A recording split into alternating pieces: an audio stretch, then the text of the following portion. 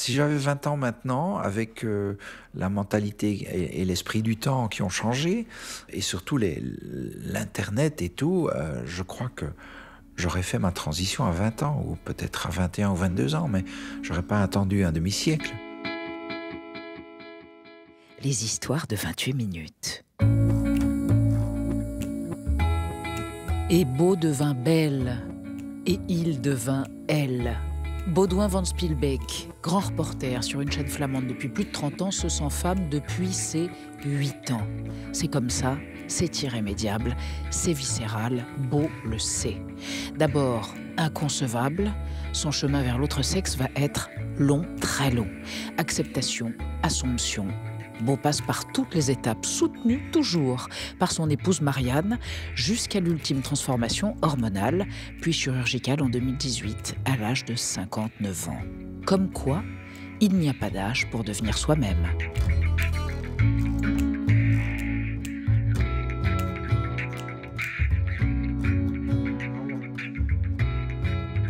Mon premier souvenir d'un moment où je voulais peut-être plutôt être une fille, c'est quand j'avais 8 ans, en 1967. J'en ai 60 maintenant. Et c'était pour un spectacle à l'école. Moi, j'étais cow-boy. On imitait la télévision, et donc le western était à l'époque très populaire. Et moi, j'étais cow-boy, mais j'avais un autre garçon, parce que c'était une école de garçons, et qui était la speakerine. À l'époque, il y avait des speakerines. Et moi, j'étais jaloux parce que j'aurais préféré être speakerine que cow-boy. Et puis l'année suivante, il y avait un spectacle et le thème était le cirque. Et là, j'ai eu de la chance parce que j'étais une des majorettes du cirque. Donc c'est mon premier rôle en femme. Et puis, pendant la puberté, ça a continué. Mais à ce moment-là, je ne me rendais pas compte de ce que je ressentais, ni de ce que c'était.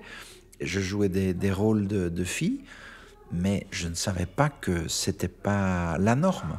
Quand j'avais une vingtaine d'années, je me suis vraiment rendu compte que ça faisait partie de moi et que je ne voulais pas perdre et plutôt au contraire augmenter ce côté féminin. Puis je suis resté femme à temps partiel pendant des dizaines d'années.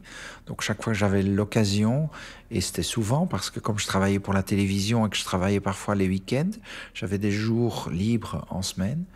Et les jours libres, je me promenais en femme.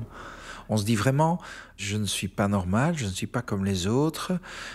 Et c'est difficile aussi parce que c'est quelque chose à quoi je pensais tous les jours, du matin au soir. Et même parfois pendant des nuits blanches où je ne dormais pas, où j'étais en train de réfléchir. Et puis je me disais que c'était impossible. Pendant des années, moi, ça a pesé sur ma vie. Ça m'a peut-être en partie aussi limité dans ce que j'ai réalisé, hein, parce qu'il y avait tellement de temps de réflexion qui passait à penser à cela.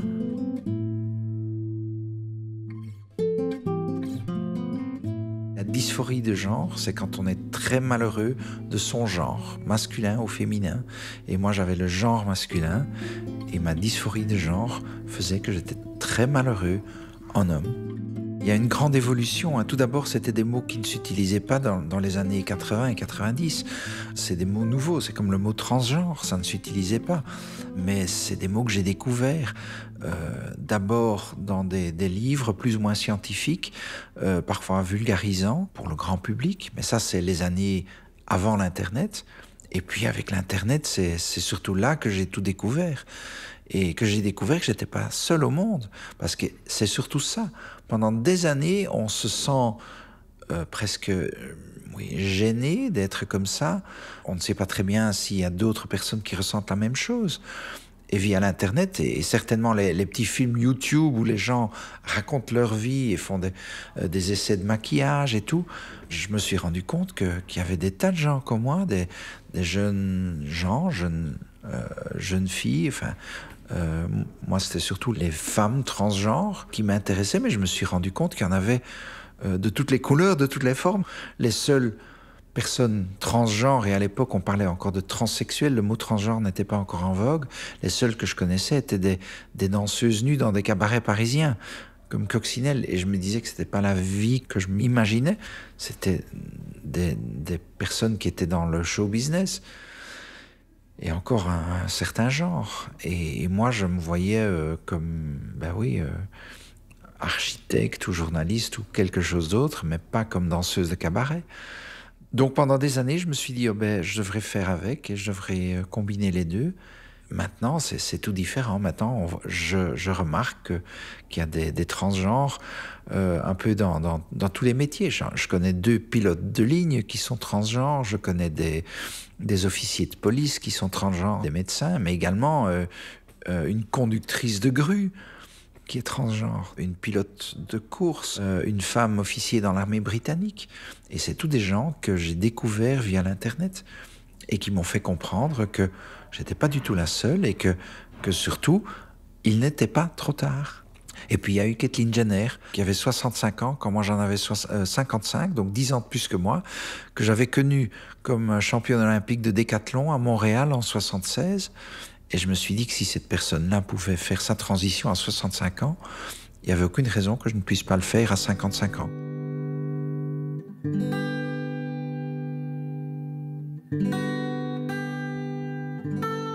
J'ai rencontré une femme politique, professeure d'université, gynécologue, née homme. J'ai eu l'occasion de l'interviewer à un certain moment pour ma chaîne. Un tout autre sujet, une question de fertilité.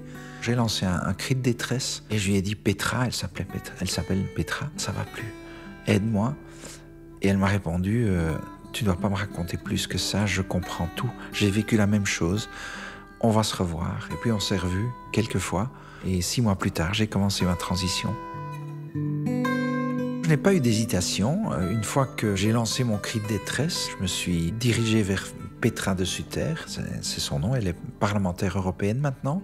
En fait, il y a eu le déclic quand j'étais déjeuner avec elle, un peu plus tard, après notre première rencontre, et qu'elle m'a dit « Écoute, Beau, les médecins aujourd'hui peuvent faire de toi une superbe femme d'ici 1 an.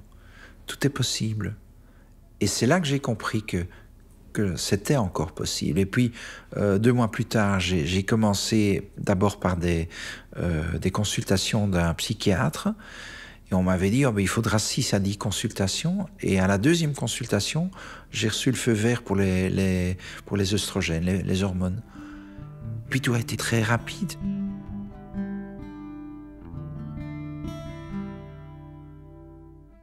J'ai eu beaucoup de doutes et beaucoup de craintes avant de franchir le pas.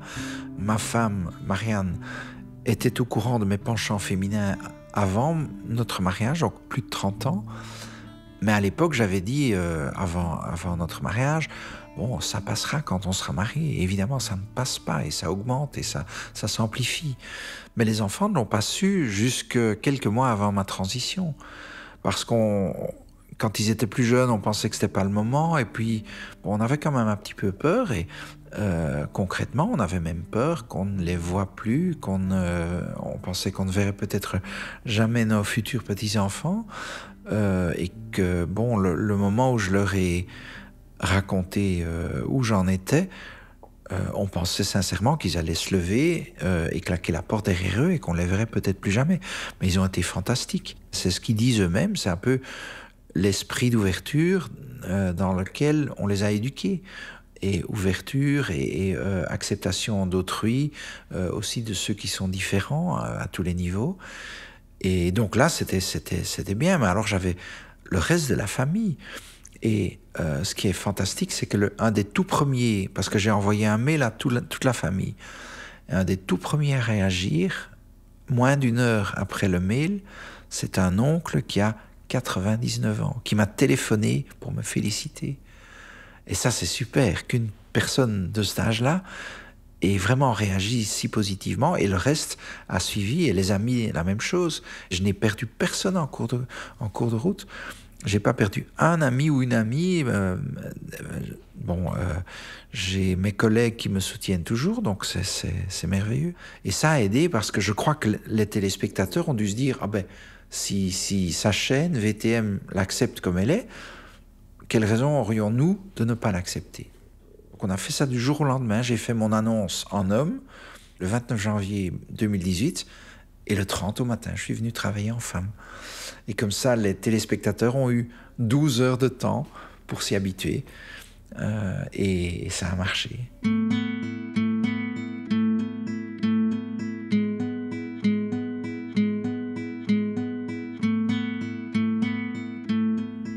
crois que la souffrance des transgenres et le fait qu'il y a tant de tentatives de suicide, et le fait que surtout aussi il y en a beaucoup qui y songent, est lié à l'isolement. Pour beaucoup de transgenres, la transition est l'ultime aboutissement, et puis une fois que c'est fait, ils se rendent compte qu'ils perdent leurs proches, parfois leurs parents, leurs enfants, les amis, les collègues, le boulot, et ils se retrouvent esseulés. Et je crois que pour beaucoup de transgenres, c'est très difficile à vivre. Il y avait une exposition avec des portraits de transgenres en Belgique, et j'avais vu l'exposition, et puis je l'ai revue quelques mois plus tard, et il y en avait 6 qui avaient mis fin à leur jour entre-temps. Des portraits exposés. Donc. Et c'est très souvent un sentiment d'isolement. 15 jours avant mon coming out, il y avait un jeune garçon transgenre, un jeune homme, qui a aussi mis fin à ses jours. Je connais sa maman et ses sœurs. Il y a une transgenre aussi qui était plus ou moins connue parce qu'elle était passée à la télévision quelques fois, que je connaissais aussi, qui avait perdu son boulot, qui avait trouvé un autre boulot, mais qui se faisait... qui était embêté par ses collègues, et qui a mis fin à ses jours aussi. C'est des sentiments très sombres qui m'ont traversé aussi, mais maintenant, pour moi, c'est fini, quoi. Mais j'ai jamais rien tenté, mais je sais qu'il y en a beaucoup qui font des tentatives, et malheureusement, il y en a chez qui, effectivement, il y a une issue fatale. C'est aussi une des raisons pour lesquelles je crois que ma démarche et mon témoignage est si important. Je suis peut-être un modèle pour des hommes qui se sentent mal dans leur peau et qui sont transgenres et qui voudraient faire la même chose que moi. Mais je me rends compte que je suis aussi un modèle pour des jeunes qui ont 16-17 ans. Hein. Il y en a qui me contactent. J'ai presque tous les jours encore des gens qui me contactent. Et également des hommes transgenres ou des garçons transgenres, donc qui sont nés dans un corps de fille et qui veulent devenir garçons. Or, au début, moi je ne pensais pas du tout que j'allais être un modèle pour toutes ces personnes-là. Et disons que ça fait plaisir, et ça me donne surtout la motivation de continuer le travail que je fais. Et surtout quand, malgré tout, moi-même, j'ai aussi des moments où ça va un peu moins bien. Hein. Pas que je doute de ma décision, mais par exemple, au début, après mes opérations au visage, la guérison a duré très longtemps. Or, comme je travaille pour la télé, je me disais, moi, je ne vais plus jamais pouvoir passer à la télé. Et puis finalement, ça s'est quand même amélioré et tout. Mais ça sont les craintes que j'ai eues. Pour la réattribution sexuelle, là, ça a été vraiment comme une lettre à la poste. Je n'ai eu aucune complication, tout s'est bien passé. Donc là, vraiment...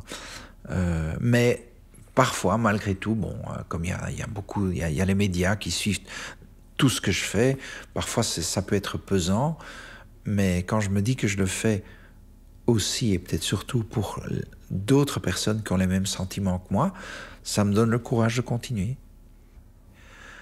Il y a quelqu'un qui travaille pour ma chaîne, qui est lui-même gay, et qui m'a dit récemment, lors d'une fête au boulot, « Beau, je crois que tu as déjà sauvé des dizaines de vies. » Et je n'en ai pas de preuves, mais j'ose croire effectivement que le fait d'avoir témoigné de ma transition a peut-être pu sauver des gens qui ne voyaient pas le bout du tunnel et qui finalement ont vu la lumière et qui se sont dit « Ah ben, c'est quand même possible », tout comme j'ai eu besoin d'autres modèles qui m'ont montré le chemin. Même si ça fait 30-40 ans que je sors en femme, j'ai malgré tout des gestes, la façon de me tenir, ma voix, toutes sortes de choses où j'ai encore un apprentissage à faire. Les filles qui sont nées filles, inconsciemment, ont toute leur jeunesse pour faire cette éducation de filles. C'est-à-dire, malgré tout, une femme parle autrement, bouge autrement, se tient autrement. Et il y a quand même encore un apprentissage à faire pour moi qui n'étais qu'une femme à temps partiel pendant tant d'années. Donc, il y a toujours moyen de faire mieux. Je pense que ma transition ne sera peut-être jamais terminée. Mais je crois aussi que n'importe quelle femme trouvera toujours quelque chose à améliorer. Mais chez moi, je pense que je suis pour l'instant à 90% ou 95%, et j'ai encore quelques pourcents à faire, mais je n'arriverai jamais plus loin que 99%. Le dernier pourcent restera toujours, je pense. Donc, j'ai encore beaucoup de choses à apprendre aussi.